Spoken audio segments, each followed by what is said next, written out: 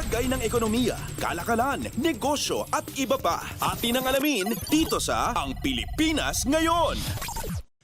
Magandang araw, narito na po ang Balitang Business. Nakahanda ang Kamara na tumulong sa administrasyon ni Pangulong Ferdinand R. Marcos Jr. para lalo pang mapababa ang inflation rate.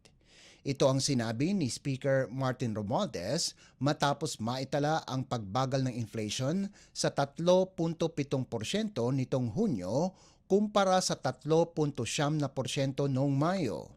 Anya, tiyak na mas mapapahupa ang inflation kung mapapababa ang presyo ng kuryente at bigas.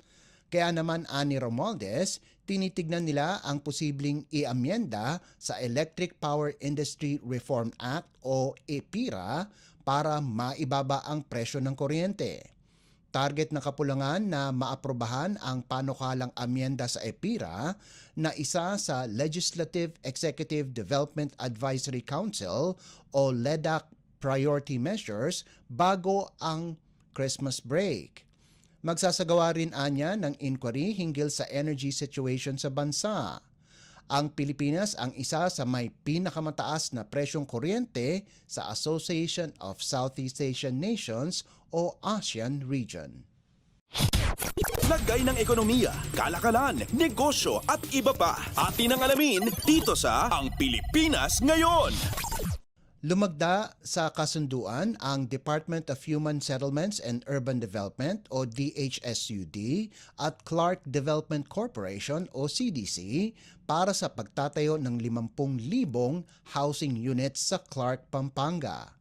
Layon ng proyekto na matugunan ang pangangailangan ng pabahay sa bansa at mapalago ang ekonomiya sa Clark. Ang Memorandum of Understanding o MOU ay nilagdaan ni DHSUD Secretary Jose Rizalino Acuzar at CDC President at Chief Executive Officer Attorney Agnes Devanadera sa Quezon City. Ayon kay Secretary Acuzar, ang Clark ay isang ideal na lugar para sa mga township developments dahil sa mga modernong infrastruktura nito at malapit sa Metro Manila. Dagdag pa ng kalihim, ang paglikha ng mga oportunidad sa ekonomiya sa Clark ay makakaakit ng mas maraming mga negosyo, manggagawa at residente na makatutulong sa paglutas ng urbanisasyon. Nagpasalamat naman si CDC President Attorney Devanadera sa DHSUD sa kanilang suporta sa mga inisyatibo ng CDC para sa mga pabahay. Lagay ng ekonomiya, kalakalan, negosyo at iba pa. Atin ang alamin dito sa Ang Pilipinas Ngayon. Tiniyak ng Department of Agriculture o DA na mayroong pang 9,000 metriko tonelada na buffer stocks ng bigas para ibenta sa halagang 29 na piso kada kilo. Ayon kay Agriculture Assistant Secretary for Consumer Affairs, Genevieve Guevara, sa 300 na sako ng bigas sa bawat Kadiwa store kada linggo, sapat anya ito hanggang sa susunod na 3 buwan.